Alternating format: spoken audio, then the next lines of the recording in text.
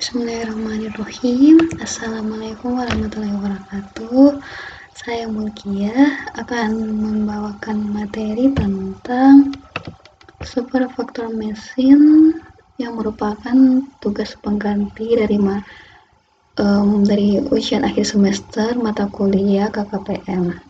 Nah, support factor mesin atau SVM itu biasanya digunakan untuk klasifikasi ataupun permasalahan regresi, tapi mostly digunakan untuk digunakan untuk masalah klasifikasi. SVM ini adalah contoh yang biasa kita sebut sebagai constraint optimization problem. Constraint optimization problem dalam SVM itu untuk mengoptimisasi ruang antara jarak antar kelas hasil klasifikasi yang juga mencari batasan dari jarak tersebut terhadap hubungannya dengan titik-titik data tersebut, titik-titik data. Kalau kita bahasakan dalam bahasa real, SVM ini dalam permasalahan nyata kita bisa anggap sebagai membuat atau mengkonstruksi sebuah jalan antara titik-titik yang dibuat selebar mungkin. Jadi SVM itu hyperplane yang terbaik itu kalau misalkan jarak yang terbentuk itu sangat lebar. Nah, hyperplane itu kalau di 2 dimensi itu berbentuk garis, kalau dalam 3 dimensi berbentuk bidang. Kemudian kalau kita bisa deduksi kalau misalkan nanti dia itu kalau misalkan dia bentuknya n dimensi, nanti hyperplane itu dalam bentuk subspace n kurang 1 dimensi. Nah, margin itu atau jarak adalah jarak minimal antara hyperplane dengan training sample. Seperti ini, jadi marginnya ini adalah jarak minimal dari sini. Yang paling dekat sama hyperplane ini adalah 2 titik ini, begitu juga dengan ini. Jadi D itu atau marginnya itu adalah ini, yang terdekat sama hyperplane. Kemudian SVM approach itu ada 2 macam. Yang pertama hard margin, yang kedua itu adalah soft margin. Hard margin itu kalau misalkan 2 kelas klasifikasi itu benar-benar completely terpisah oleh hyperplane tersebut. Tapi dalam banyak kondisi real, hard margin itu agak sulit dicapai.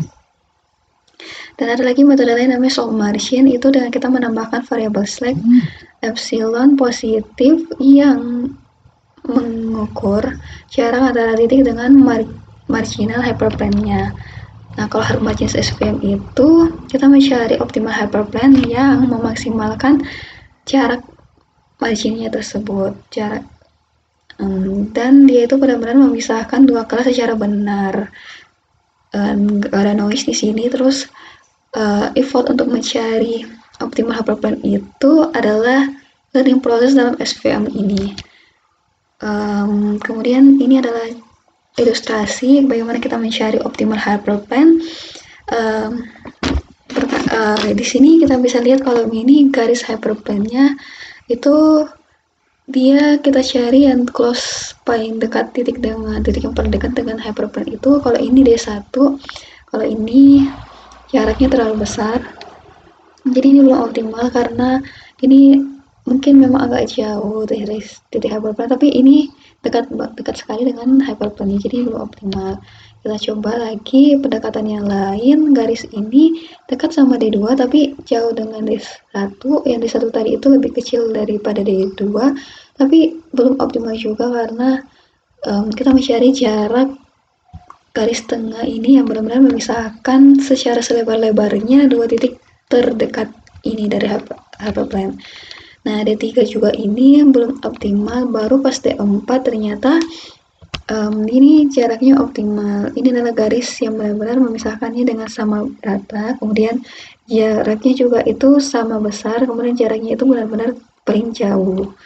Kemudian ini memisah seperti hyperplane untuk 2 dimensi. Di sini kita punya X ya, vektor X direpresentasikan ini dalam bentuk titik bulatan kuning dan kotak merah. Dia itu persamaan hyperplane itu bisa kita bawa dalam bentuk matematik seperti ini, dia mana fx itu adalah perkalian dot product vektor bobot dikali x. X itu adalah data-data poin-poin ini ditambah bias. Kalau misalnya kita konversi ke dalam bentuk jumlahan, berarti karena dot product itu adalah jumlahan dari perkalian yang bersesuaian tupelnya, jadi kita bisa bawa dalam bentuk jumlahan dari C sama 1 sampai sebesar dimensi dari X, W, C dikali X-nya tambah bias. Nah, di sini kita bisa lihat kalau misalkan dia tepat di sini itu fx sama dengan 0. Kemudian close point, titik terdekat dari hyperplane ini, untuk area positif itu fx sama dengan 1, kemudian area di atas dari fx sama 1 itu fx lebih besar dari 1, itu masuk kelas positif. Kemudian margin ini fx sama dengan 1, kemudian area ini adalah fx kurang dari min 1. Kemudian model matematika dari persamaan SVM itu adalah hyperplane perkalian dot product dari vektor bobot dikali x, vektor x tambah b sama dengan 0. Kalau misalkan penjelasannya tadi, kalau misalkan dia itu data-data xi itu masuk ke kelas negatif sampel kalau misalkan dia itu memenuhi pertidaksamaan perkalian dot product bobot dikali x ditambah bias itu kurang dari sama dengan 1. Begitupun sebaliknya, data-data x itu masuk dalam kelas positif sampel kalau misalkan dot product dari w kali x tambah bias itu besar sama dengan 1, positif 1. Nah, bagaimana cara kita untuk memaksimalkan jarak D? Nah, ini tadi ya. Jadi kita di sini akan menggunakan namanya norm atau panjang vektor. Jadi jarak terbesar dapat ditemukan dengan memaksimalkan jarak antara hyperplane dengan titik terdekatnya atau 1 per panjang vektor W. Nah, ini bentuk primal formnya minimize norm W pangkat 2 dengan constraint Y dikali dot product W kali X tambah bias itu besar dari sama dengan 1, di mana I itu bergerak dari 1 sampai L. Nah, kemudian kalau ada primal form, kita bisa juga cari dalam bentuk dual formnya. Dual formnya seperti ini dengan maximize alpha dengan constraint seperti ini. Kemudian pendekatan kedua adalah soft margin SVM. Kita menambahkan variabel slack di mana error slack atau epsilon positif yang mungkin kita sebut error juga ya, yang mengukur jarak antara titik tersebut ke marginal hyperplane. Kalau misalkan dia epsilon itu besar dari 1, berarti training kita itu salah tempat, salah posisi dari sisi hyperplane seperti ini. Ini salah tempat, ini klaster kuning, kelas kuning, ini kelas merah, dia mana tempatnya di sini, ini mana tempatnya di sini.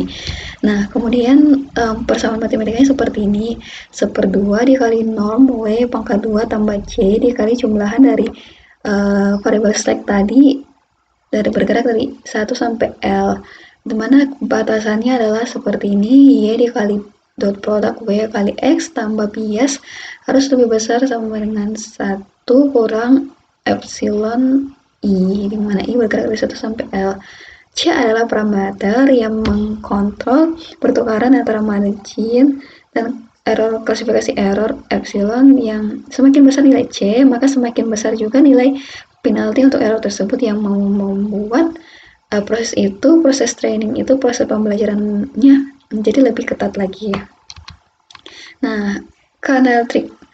Jadi secara umum yang pendekatan hard margin itu atau yang benar-benar dia itu terpisah secara linear itu benar-benar sangat jarang di dunia nyata. Jadi untuk menyelesaikan itu kita menggunakan non-linear case, dan SVM itu dimodifikasi perhitungannya dalam dua tahap. Yang pertama, melakukan pemetaan data-data X itu ke fungsi copy X ke vektor space yang lebih tinggi dimensinya. Jadi misalkan kita punya permasalahan itu dia dalam 2 dimensi, kita bawa ke 3 dimensi. Kita punya permasalahan 3 dimensi, kita bawa ke 4 dimensi, dan seperti itu seterusnya. Terus di dalam vektor baru tersebut, ruang vektor tersebut, hyperplane itu akan memisahkan dua kelas itu secara linear. Nah, contohnya seperti ini. Ini adalah 2 dimensi, terus kita lakukan pemetaan dari 2 dimensi ini ke 3 dimensi.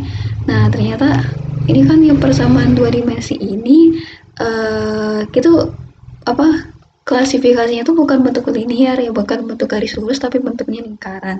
Ternyata pas kita bawa konversi ke pemetaan ke 3 dimensi, ternyata dia bisa dipisahkan dengan hyperplane berbentuk bidang seperti ini. Jadi ada yang di bawah, ada yang di atas. Seperti itu maksud dari tadi pemetaan tadi yang kita bawa ke dimensi lebih tinggi lagi. Nah, ini kernel fungsi kernel yang bisa digunakan linear, polinomial, Gaussian dengan definisi matematika seperti ini. Nah, soft margin klasifikasi. Jika data-data training itu tidak bisa dipisahkan secara linear, maka select variable select itu dapat ditambahkan untuk variabel yang untuk data-data yang misclassification atau noise yang ada, data-data noise yang ini noise. Nah, biar di sini kita mencoba untuk meminimalkan errornya dengan menempatkan hyperplane sejauh mungkin dari kelasnya. Nah, ini dia. Jadi ini adalah margin hyperplane-nya, ini adalah close point-nya, poin terdekat dari hyperplane-nya, kemudian ini adalah noise, kita hitung select-nya itu ke arah margin-nya. Jadi ini kita buat di sini, ini juga kita buat ke sini, itu nama epsilon, seperti ini, epsilon i, epsilon j, kita buat dari jarak ke margin hyperplane-nya. Nah, ini adalah contoh nonlinear SVM.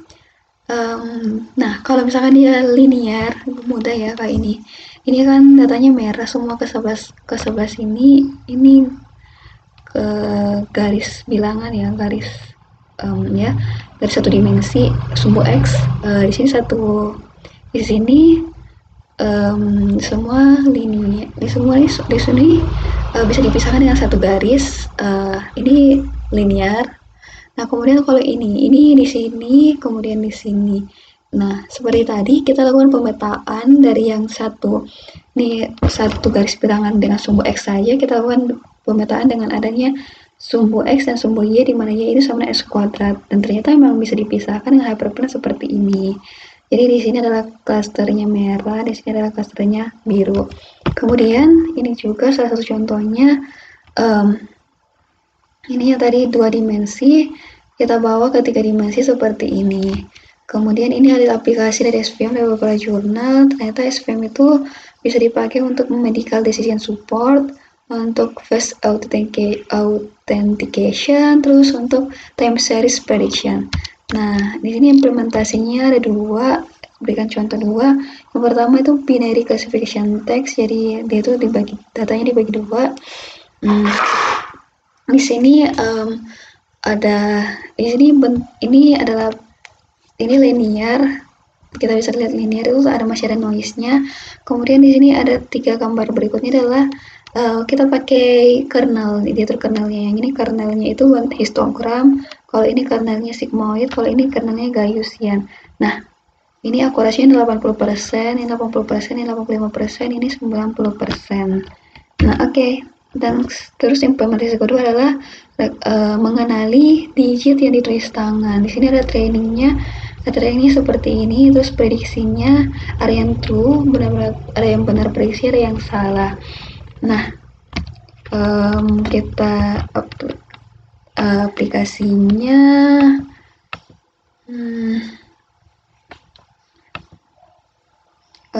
seperti ini.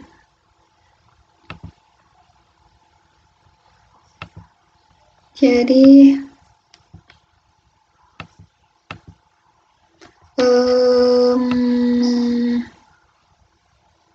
nah, kita generate di sini, ini tersedia dalam buku Machine Learning for Open CV. Jadi ini penjelasan dari presentasian tadi. Nah, kita menggunakan dataset dari scikit-learn.